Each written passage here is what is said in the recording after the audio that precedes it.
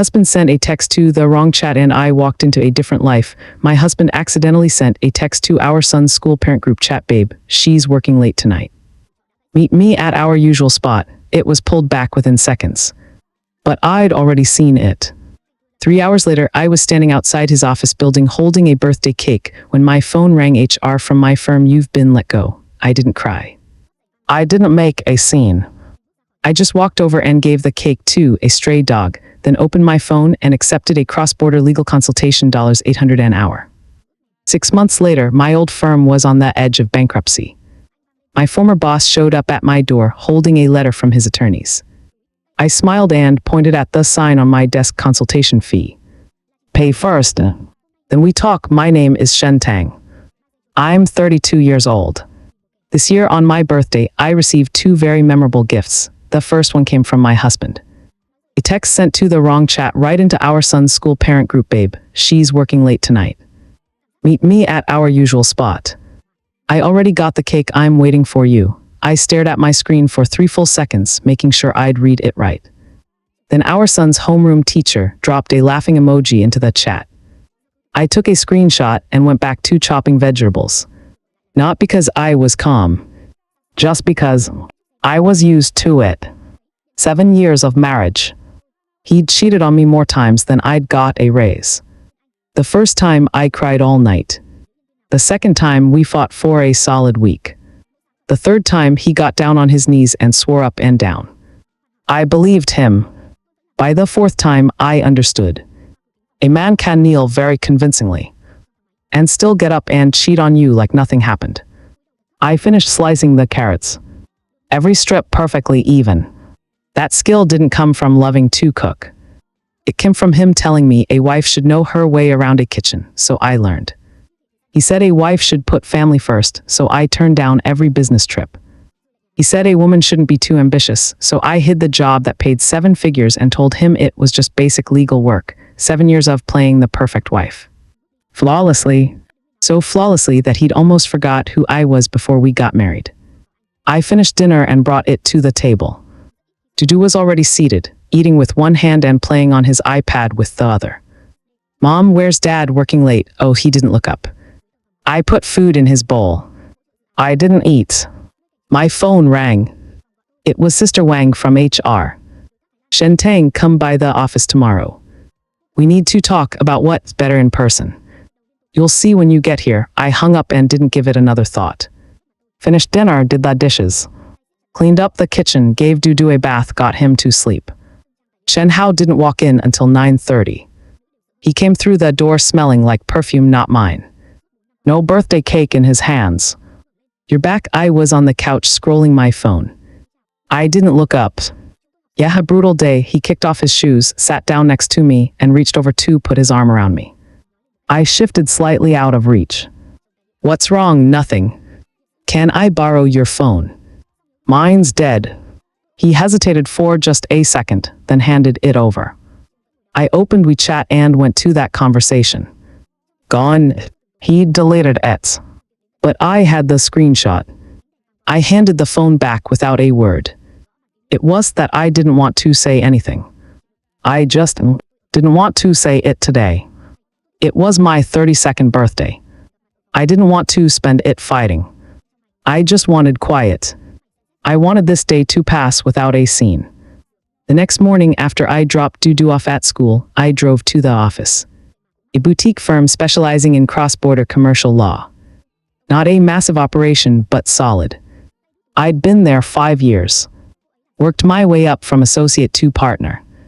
Last year I ranked 3rd in the firm for revenue. Sister Wang called me into the conference room. Her expression was uncomfortable. Shen Tang, you know the firm has been restructuring lately, and the partnership tier needs to be streamlined, after a full review. The firm has decided not to renew your partnership agreement. I looked at her. Said nothing. A document slid across the table. This is the termination agreement. Compensation is on page 3, take a look. I flipped to page 3 and scanned it. 3 months salary. That was the ceiling.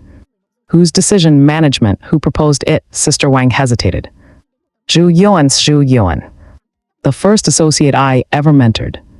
I'd held his hand through every step for 3 years. He'd only made partner last year. I left. Fine, Sister Wang looked thrown off. She clearly hadn't expected me to take it this well. Shen Tang, don't you want to read through the terms? No need, I stood up. Just pay what you owe. I'm not hurting for money. Coming out of the conference room, I ran into Zhu Yuan in the hallway. He was standing by the break room holding a coffee cup. When he saw me, something flashed in his eyes. Sister Tang, don't call me that. I looked him straight in the eye. It's Attorney Shen. Or Shen Tang, Attorney Shen, this was my idea. Management made the call. Zhu Yuan. I cut him off. At cross-border M&A deal last year, who put the final due diligence report together in the last week? Silence. Your American client, the year before that, he called at 3 in the morning. Who got up to interpret for you? Nothing. Your first time in court. Flying solo, your hands were shaking so bad you could barely hold your notes. Who sat in that courtroom all day so you'd have someone in your corner? His face went red. I nodded. Got it. I understand now. I went back to my office and started packing up. On my desk was a framed photo, me and Dudu. I put it in my bag. In my drawer was a copy of the Uniform Commercial Code. I flipped through a few pages and took that too. Everything else didn't matter. On my way out, I stopped and took one last look at the office. On the windowsill sat a pothos plant. Zhu Yuan had given it to me last year. Sister Tang, a little green will bright up your space. I'd smiled and thanked him for it. Looking back now, that really was a prophecy of some kind. Outside, the sunlight was blinding. I stood on the sidewalk and opened my banking app. Enough to live comfortably for 3 years. But I was planning on just getting by for 3 years. I made a call. 2 rings, then someone picked up. Shen Tang, you actually remembered I exist, Mr. Zhang, that cross-border dispute you mentioned last month, do you still need someone? Need someone badly. The other side is an American company and nobody on my team will touch it. You taking it? Send me the documents. You leave your firm? Got cut. 2 seconds of silence on the other end. Then he burst out laughing. Shen Tang got cut. Are those people out of their minds? Maybe. All right, sending everything now. Name your rate. I'm not haggling. I hung up, bought a popsicle from a street cart, sat in my car and ate the whole thing. Then I drove home. Chen Hao wasn't back yet. I opened my laptop and started going through the documents. Mr. Zhang had sent a cross-border commercial dispute. $20 million on the line. The opposing party was a publicly traded American company. I worked through it, taking notes until 11 at night. Chen Hao came home. I'd already closed my laptop and was lying in bed on my phone. How'd you get home so early today? He asked. I got fired. He froze. What do you mean, let go? Laid off. Terminated. Call it whatever you want. His expression shifted. Are you serious? You're a partner. Partners can be let go too. It's not a government job, so what now? Who pays the mortgage? To do school fees, your salary covers the mortgage, but I also have to take care of your babe. I looked at him. The color drained from his face. What are you talking about? Nothing. I turned over, put my back to him. Go to sleep, he tossed and turned all night. Me? I slept like a rock. For the next 3 days, I did nothing. Didn't job hunt. Didn't update my resume. Didn't reach out to a single person. Chen Hao thought I was falling apart. Every time he came home, he watched me with this careful, probing look. He even brought home flowers one night. Left them on the dining table. I didn't say anything. Didn't throw them out either. On day 4, the documents from Mr. Zhang arrived. Over 200 pages, contracts, email chains, arbitration awards. It took me 3 days to read through everything. I wrote up 40 pages of legal analysis. The night I sent it over, Mr. Zhang called back. Shen Tang, this memo. It's incredibly thorough. It'll do. Can we actually win this thing? Yes. The other side has an opening in section 14.3 of the contract. The arbitration panel missed it. We can move to vacate the award. How confident are you? 80%. All right, you're on. Name your rate. I don't do flat fees. If If we win, I take 10% of the case value. If we lose, I don't take a dime. A long silence on the other end. $2 million, that's right. Deal. I hung up, opened my laptop, and set up a new public account. Named it Shen Tang Cross-Border Legal. The bio was one line: international commercial disputes only. $800 hour. Payment up front, then we talk. Posted the first entry and went to bed. Woke up the next morning, 2:17 DM. Some asking questions, some skeptical, a few calling me delusional. I ignored all of them. Message 8 was from a guy who ran an import-export business. He had a dispute with an American supplier and wanted advice. I sent him my rate sheet. He thought about it for a moment, then transferred payment for 1 hour. I called him for 15 minutes, identified the core issue, laid out 3 options. He thanked me and hung up. Next day he paid for 10 hours and hired me to handle the whole case. 1 month in, I had 4 cases. $800 an hour. No exceptions, no negotiations. Chen Hao started to get uneasy.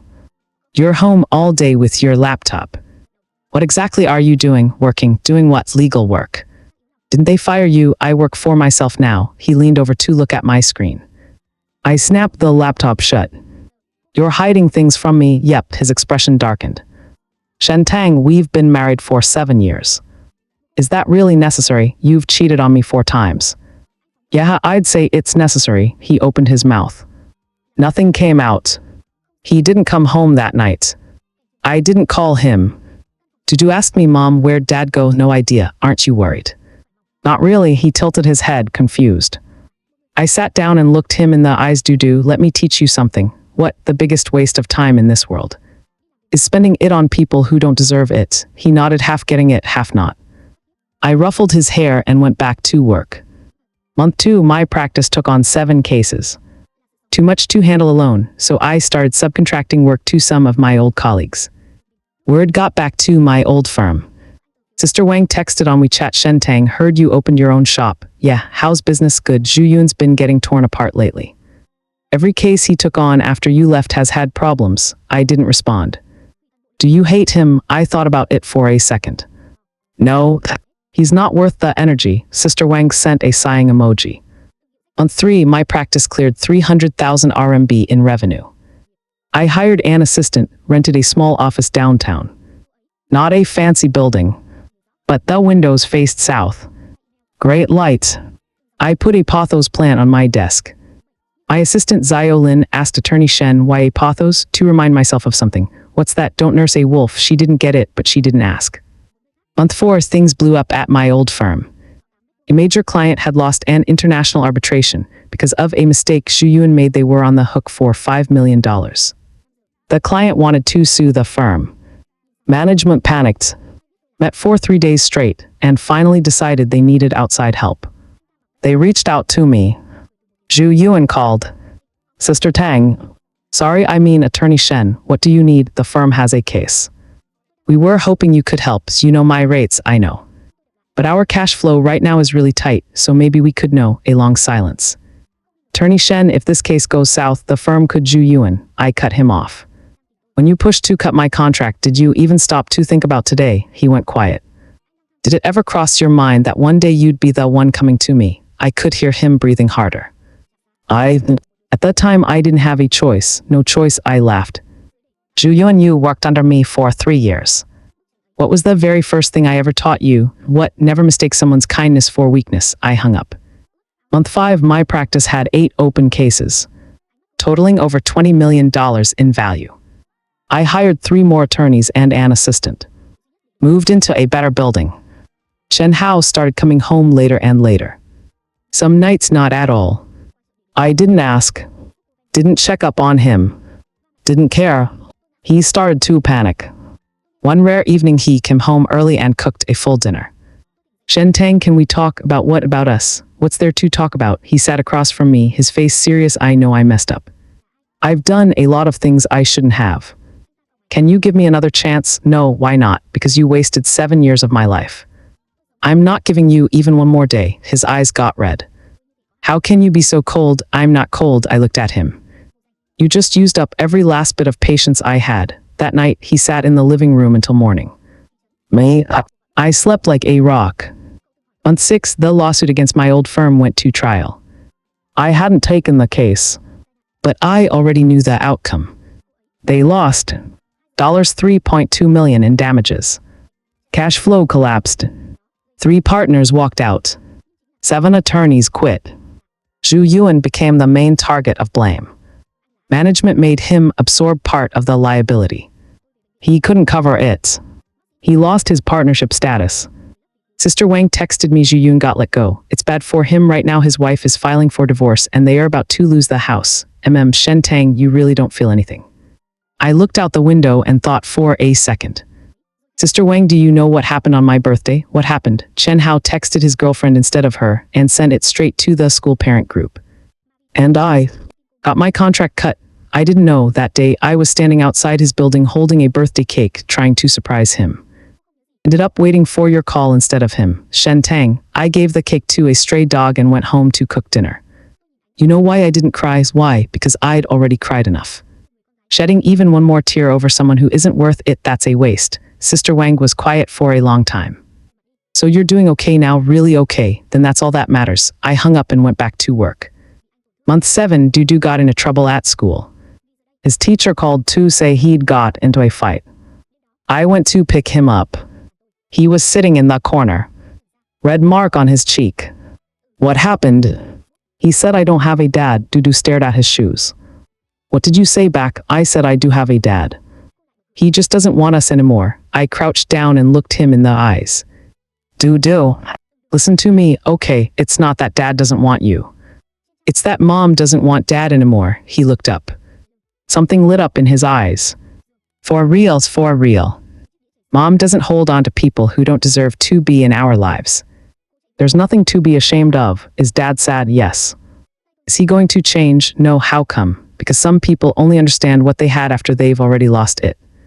And by the time they figure that out, it's too late. Dudu nodded, sort of understanding, sort of not. I took his hand and walked him out of school. The sun was out. Mom, where are we going? To get ice cream? Yes, he grinned. The red mark was still there on his cheek, but his eyes were bright.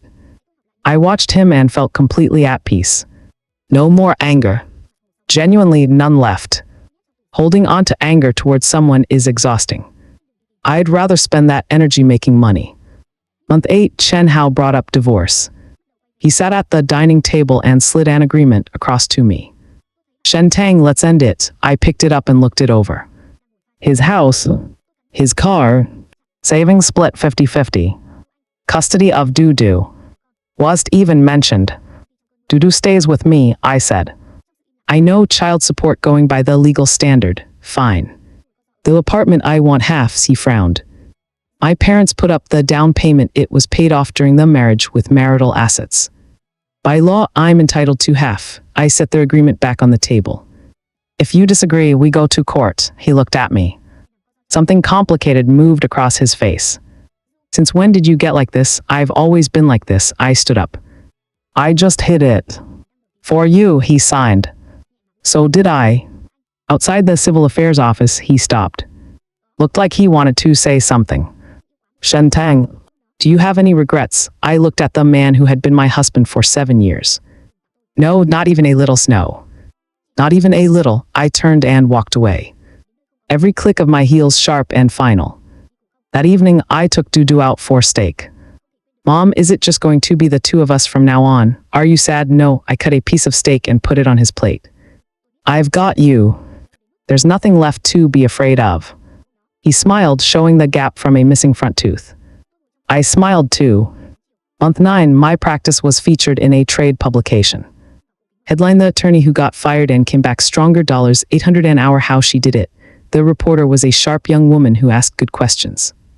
Attorney Shen, some people say your rates are too high. What do you think? My clients don't think so. When you got fired, did you ever worry you'd fail? No, why not? Because I knew exactly what I was worth. The article ran and the comment section exploded. People praising, people criticizing, people calling me strong, people saying I was too sharp, and that's why my marriage fell apart. I didn't read it. Didn't care. Month 10, the old firm couldn't hold on anymore. Management decided to sell, and a large law firm came in to buy. Condition: the partnership team had to stay on for at least a year. Zhu Yuan was on the list. He sent me a long message. I read the whole thing and sent back 2 words: noted, not forgiveness. Just not wanting to drag it out any further. Some people aren't worth hating. And they are definitely not worth the effort it takes to forgive them. Month 11, Mr. Zhang's case won. The American Arbitration Tribunal vacated the original award and ordered the opposing party to pay $23 million in damages. My share landed in my account $2.3 million. After taxes, that came to roughly 15 million RMB. I stood at my office window and looked at the traffic below. Zhao Lin knocked on the door. Attorney Shen, someone's here to see you. Says they were referred by a former colleague. Who is it? Someone named Zhu. I turned around. Tell them I'm not available. Why not? Because my time is expensive. I don't give it to people who don't deserve it. Zhao Lin nodded and left. I looked at the pothos on my desk. Green and full of life. I picked up my phone and called my mom. Mom, can Dudu stay with you this weekend? Of course. What about you? I've got a case. I need to fly to the States. Going by yourself? Yeah, be careful. I will. I hung up and looked at the sunlight through the window. At 32, I lost my marriage, lost my job, lost the person I thought would stand beside me for the rest of my life. But I found myself again.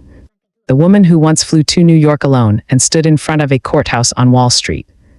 The woman who looked 3 American attorneys in the eye and said, "You've got this wrong." The woman who doesn't believe in tears. Only in the law. Shen Tang was back.